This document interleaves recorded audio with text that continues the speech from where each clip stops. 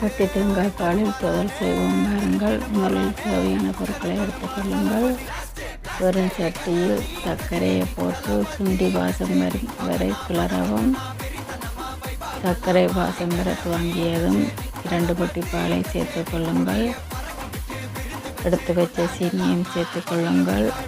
பால் சூடேறியதும் மீதமுள்ள பாலில் மாவை கரைத்து மாவையும் சேர்த்து மாவை சேருங்கள்.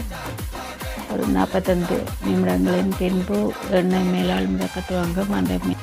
அந்த எண்ணெயை கொஞ்சம் கொஞ்சமாக அகற்றுங்கள். ஒரு மணத்தியாலத்தின் பின்பு செவ்வரிசியை சேருங்கள். செவ்வரிசி அவையை மட்டும் கிளறி கொண்டிருங்கள். செவ்வரிசி அவிஞ்ச பதம் வந்ததும் கச்சானையும் சேர்த்து கொள்ளுங்கள். இறக்கும் தருவாயில் ஏலக்காயை சேர்த்து தட்டையான தட்டில் மாற்றிக்கொள்ளுங்கள். துகள் நன்றாக ஆறியதும் சாப்பிடுங்கள்.